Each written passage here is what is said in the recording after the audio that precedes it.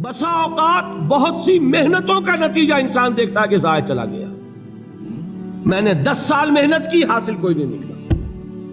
یہ ثمرات کیا ہیں؟ محنتوں کے ثمرات کا ضیاع. کوشش آپ نے کی، قسمت کی خوبی دیکھی ہے، ٹوٹی کہاں کمن، 2-4 ہاتھ جب کے لبے بام رہ گئے. Be prepared. ایک شاعر کے یہ اشعار ہیں، وہ کمیونسٹ تھا، میں نام بھی نہیں لیتا، لیکن یہ کہ یہ اسی انقلابی، چونکہ ان کا بھی ایک انقلابی نظریہ ہے، انقلابی عمل میں یہ سارے مراحل آتے ہیں. کوئی سیٹ بیک آیا، فرض کیجئے کوئی ناکامی ہو گئی، تو اپنے ساتھیوں کو دل بندھانے کے لیے یہ فصل امیدوں کی ہمدم اس بار بھی غارت جائے گی، سب محنت صبحوں شاموں کی اب کے بھی اکارت جائے گی. میرے نبی کے ثمرات کا جو لفظ یہاں آیا ہے، وَنَقْصٍ مِّنَ الْأَمْوَالِ وَالْأَنفُسِ وَالثَّمَرَاتِ، سب محنت صبحوں شاموں کی اب کے بھی اکارت جائے گی. دھرتی کے کونوں کھدروں میں پھر اپنے لہو کی کھاد بھرو، پھر مٹی سینچو اشکوں سے، پھر اگلی رت کی فکر کرو، پھر اگلی رت کی فکر کرو، جب پھر ایک بار اجڑنا ہے. ایک فصل پکی تو بھر پایا، تب تک تو یہی کچھ کرنا ہے. ایک مقصد ہے سامنے، انقلاب برپا کرنا ہے. ایک کوشش ناکام ہو جائے کوئی پرواہ نہیں، نیکسٹ. پھر تیار رہو ناکامی کے لیے. ایسا نہ ہو جو انگریزی میں کہتے ہیں hope for the best but be prepared for the worst.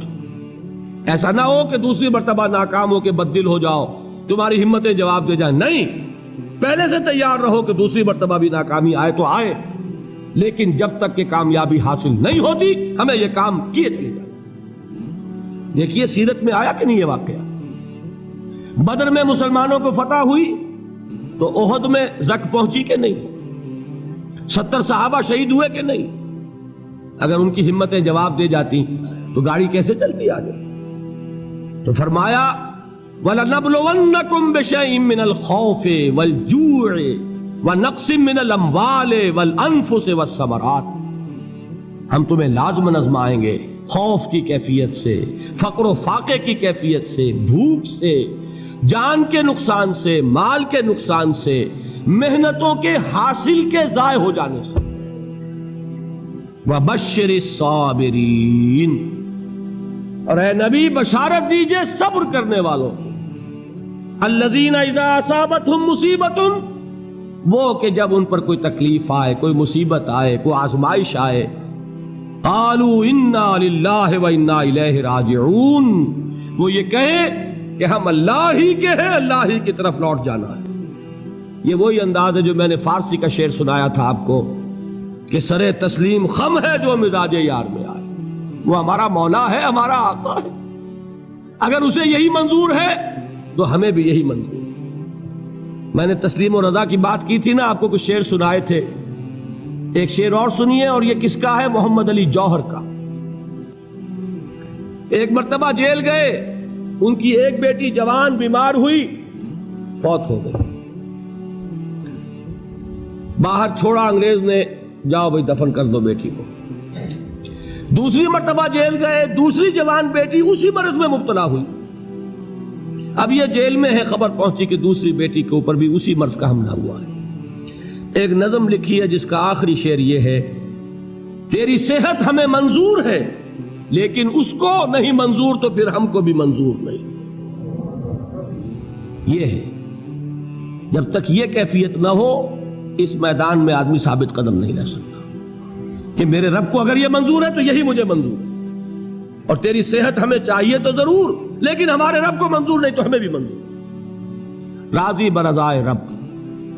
وَبَشِّرِ الصَّابِرِينَ الَّذِينَ إِذَا أَصَابَتْهُمْ مُصِيبَةٌ قَالُوا إِنَّا لِلَّهِ وَإِنَّا إِلَيْهِ رَاجِعُونَ.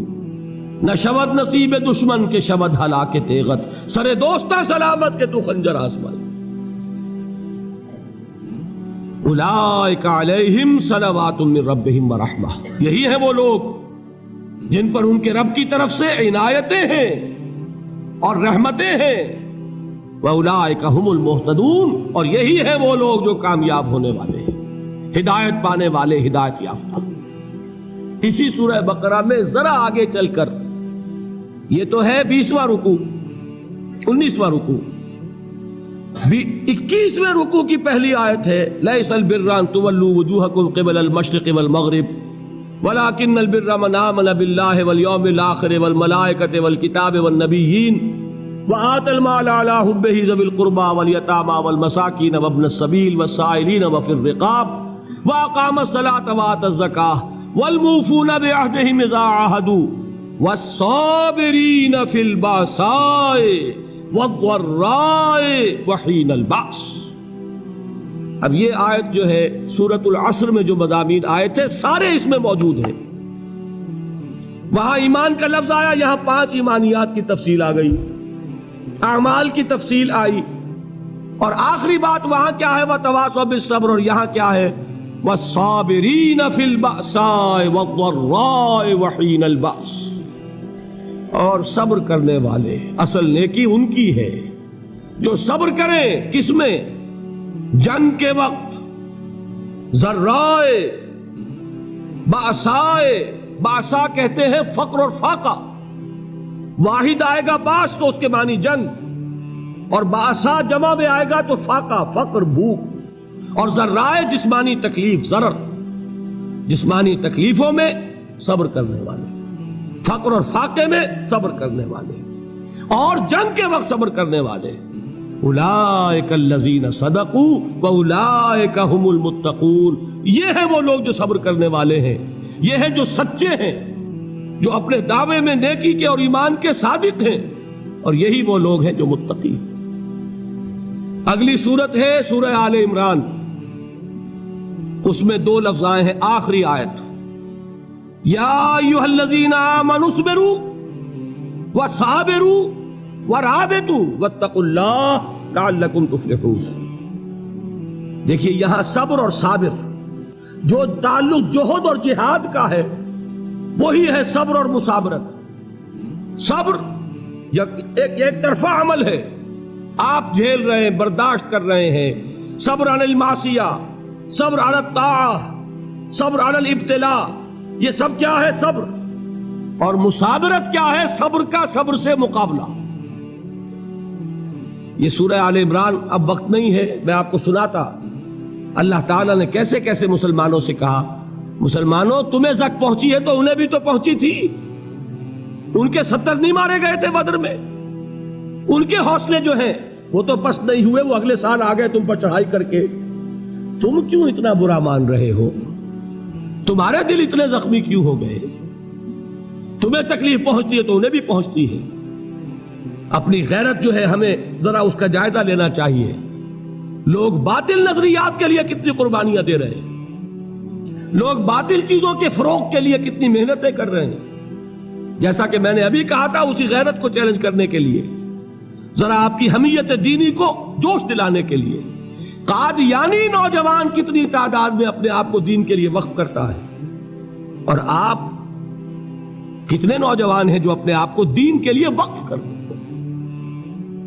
اور ہوں وہ کھاتے پیتے گھرانوں کے لوگ۔ یہ نہیں ہے کہ اگر کوئی اور کام نہیں کر سکتا تو پھر یہ ہے کہ وہ دین کے کام میں لگ جائے۔ باصلاحیت لوگ، کھاتے پیتے لوگ، ذہنی استعداد رکھنے والے لوگ، اونچے گھرانوں کے لوگ، وہ وقف کریں اپنے آپ کو دین کے لیے۔ اس کے بغیر کیسے باہر آ جائے گی، کیسے رونق آ جائے گی؟ تو دنیا میں باطل نظریات والے جو ہیں، یہ بات کہی گئی ہے، مسلمانوں تم اگر توحید کے لیے لڑ رہے ہو، دیکھتے نہیں ابو جہل کو، اس نے گردن کٹوائی ہے شرک کے لیے، شرک کے لیے گردن کٹوائے، اور تم توحید کے لیے گردن کٹوانے کو تیار نہ ہو۔ اس نے گردن کٹوائی کہ نہیں کٹوائی؟ اور کس طرح کٹوائی ہے؟ کیونکہ بڑا متکبر قسم کا، فرعون قسم کا شخص تھا، جب گردن کاٹنے لگے تو کہتا ہے ذرا نیچے سے کاٹنا، تاکہ جب تم نیزے کے اوپر چڑھاؤ میرے سر کو تو اونچا نظر آئے، معلوم ہو سردار کا سر۔ وہ بدبخت مرتے ہوئے بھی جو اس کی یہ کیفیت تھی نا، اس کو ذہن میں رکھیے۔ تو یہ اس لوگوں نے قربانیاں دی، جانیں دی، تو فرمایا اگر تم ان سے زیادہ قربانی نہیں دو گے، جو نوٹ کر لیجئے اس کو، مجرد اگر حق کو غالب کرنا اللہ کے ذمے ہو تو آنے واحد میں غالب کر دے گا، تمہیں تکلیف ہی دینے کی ضرورت نہیں۔ سمجھ رہے؟ کیا اللہ کے مقابلے میں کوئی باطل کی طاقت ٹھہر سکتی ہے؟ یہ تمہارے ایمان کا امتحان ہے، یہ تمہارے خلوص کی آزمائش ہے، یہ تمہارے امتحان کا ثبوت درکار ہے کہ اللہ تعالیٰ دیکھنا چاہتا ہے تم اس کے لیے اپنی جانیں قربان کرنے کو تیار ہو کہ نہیں، تم اس کے لیے تن من دھن لگانے کو تیار ہو کہ نہیں۔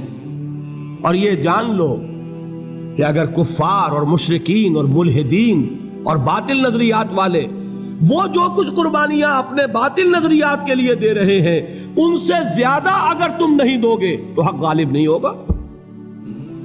انہوں نے جو صبر کیا ہے اپنے باطل نظریات پر، اگر تم اس سے زیادہ صبر کا ثبوت نہیں دو گے اپنے اس حق پر تو حق غالب نہیں ہوگا۔ اس لیے فرمایا یا ایھا الذین آمنوا اصبروا وصابروا، نہ صرف یہ کہ صبر کرو بلکہ صبر میں اپنے دشمنوں سے آگے نکلو، ان کے صبر سے بڑھ کر صبر کرو۔ ورابطوا، مرابطہ کہتے ہیں چوکس رہنا، ہوشیار، پہرا دو، ایسا نہ ہو کہ دشمن جو ہے غفلت میں تمہارے اوپر کوئی حملہ جو ہے کر بیٹھے۔ واتقوا اللہ، اور اللہ کا تقوی اختیار کرو، لعلکم تفلحون، تاکہ تم فلاح پاؤ۔